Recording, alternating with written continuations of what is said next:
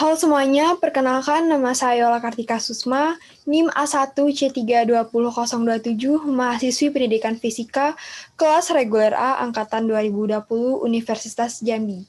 Di sini saya merupakan anggota dari kelompok 6.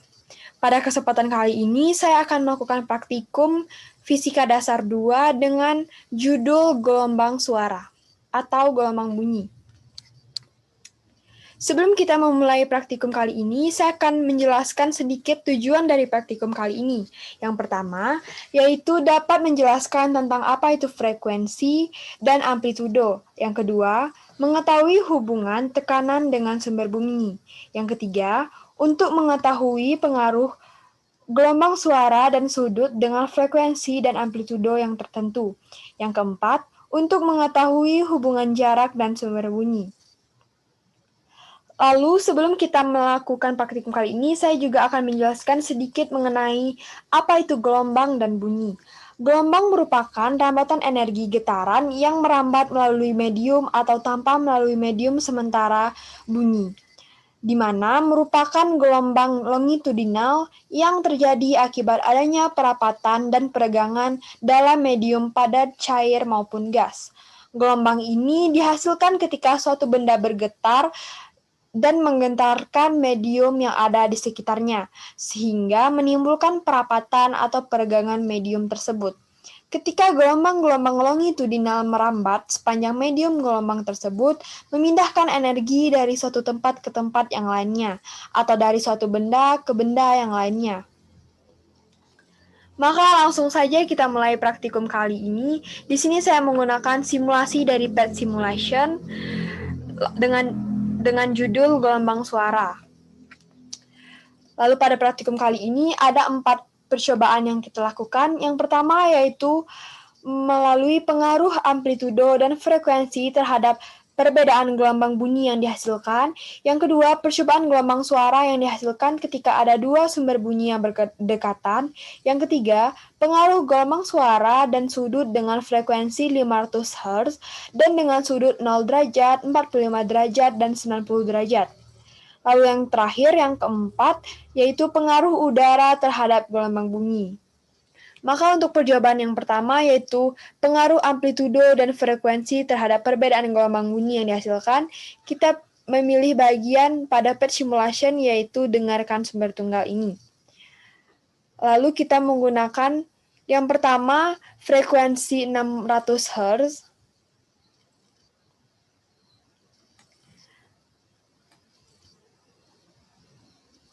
Lalu kita menggunakan amplitudonya yang maksimal.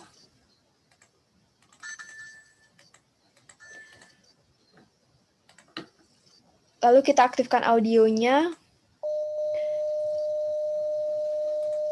Sehingga gelombang sangat jelas dan getaran sangat banyak. Lalu kita menggunakan amplitudo yang sedang.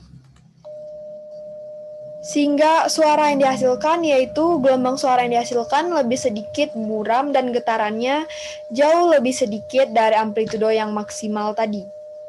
Lalu untuk amplitudo yang minimum, tidak ada sama sekali suara dan getaran yang dihasilkan. Lalu untuk data yang kedua, kita menggunakan frekuensi sebesar 500 Hz. Lalu untuk data yang kedua, kita menggunakan frekuensinya sebesar 300 Hz, lalu menggunakan amplitudonya yang maksimal, sehingga kita dapatkan pola gelombang suaranya memiliki getaran yang lebih sedikit dan jumlahnya juga lebih sedikit dari yang 600 Hz tadi. Lalu ketika kita menggunakan amplitudo sedang, maka pola gelombang dan getaran yang dihasilkan semakin kecil dari jumlah maksimal.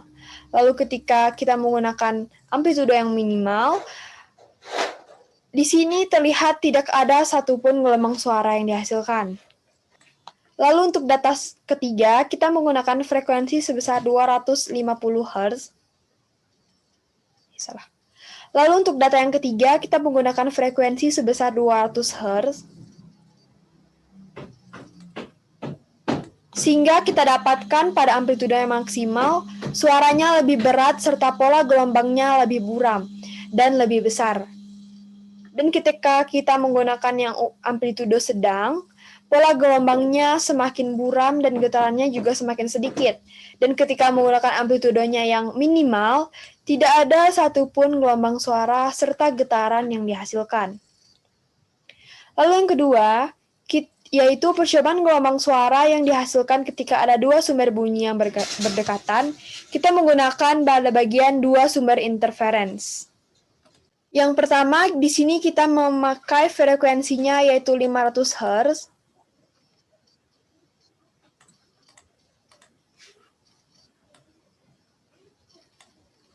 Lalu amplitudonya yang maksimal. Sehingga kita dapatkan gelombang suara sangat melengking. Lalu ketika kita menggunakan amplitudo sedang, gelombang suara yang dihasilkan lebih sedikit atau lebih mengecil daripada yang maksimal tadi. Dan ketika kita menggunakan yang minimal, bisa terlihat di sini tidak ada satupun gelombang suara dan juga getaran yang dihasilkan. Lalu kita menggunakan frekuensinya 1000 Hz. Di sini sangat terdengar dengan jelas, yaitu suaranya sangat-sangat melengking. Dan ketika kita menggunakan amplitudo yang sedang, suaranya juga sangat-sangat melengking dan pola gelombangnya yang lebih mengecil, namun sedikit lebih kecil daripada amplitudo yang maksimal tadi. Lalu kita menggunakan amplitudonya yang minimal. Maka di sini terlihat tidak ada satupun gelombang suara dan juga getaran yang dihasilkan. Lalu untuk data selanjutnya kita menggunakan frekuensinya sebesar 250 Hz. Yang pertama amplitudo maksimum.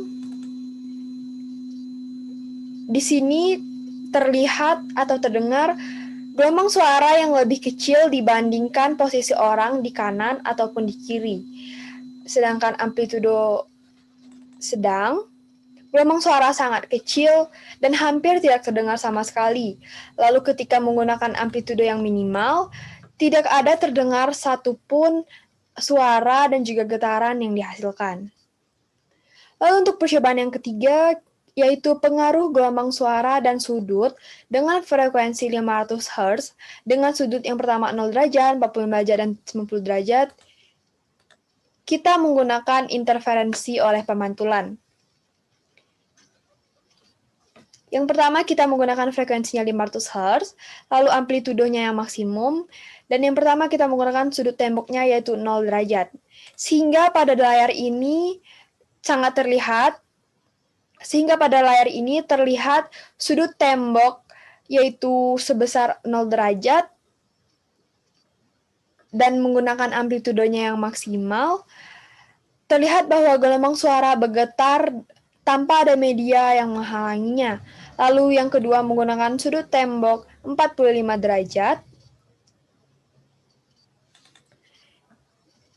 Sebagian gelombang suara di sini terhalangi oleh media sehingga gelombang yang terhalangi tersebut kembali lagi ke arah sumber suara tersebut dihasilkan. Lalu untuk sudut tembok 90 derajat, di sini seluruh gelombang suara yang dihasilkan terhalangi oleh media yaitu sudut tembok ini 90 derajat. Dan gelombang suara yang terhalangi tersebut kembali lagi ke arah sumber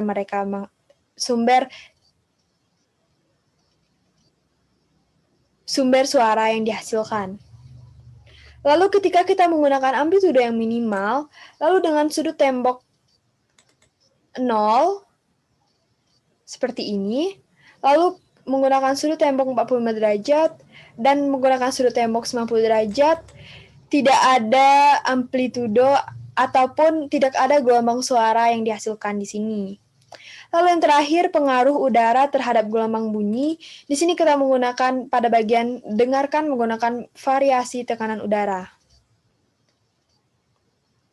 Pada di sini kita menggunakan tekanannya yaitu 1 atm, frekuensinya 50 Hz, dan amplitudonya yang maksimum. Lalu bisa kita lihat di sini tekanannya adalah 1 atm dengan berisi udara pada box. Jika udaranya kita keluarkan, maka tekanannya perlahan turun menjadi 0 atm, lalu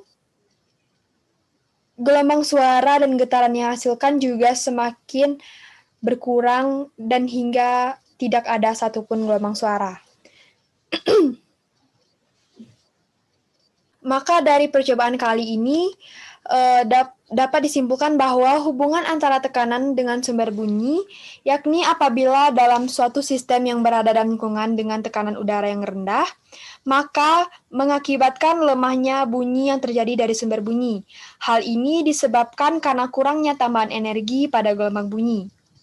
Pada saat gelombang bunyi ini diberikan tekanan yakni 1 atm, maka daya pada gelombang bertambah, dan inilah yang menyebabkan adanya gelombang atau penambahan jumlah energi.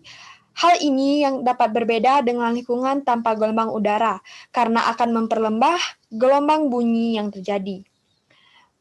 Maka dari praktikum kali ini, kesimpulannya adalah yang pertama, gelombang bunyi merupakan gelombang longitudinal yang terjadi akibat adanya perapatan dan peregangan dalam medium pada cair maupun gas.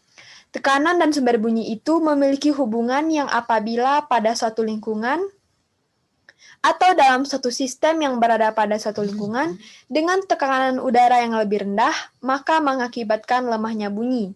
Yang ketiga, semakin jauh seseorang atau pendengar, maka semakin lemah pula bunyi yang didengar oleh orang tersebut. Baiklah, sampailah kita pada akhir praktikum kita kali ini. Jika ada salah pengucapan ataupun penyampaian dari saya, mohon dimaafkan. Terima kasih.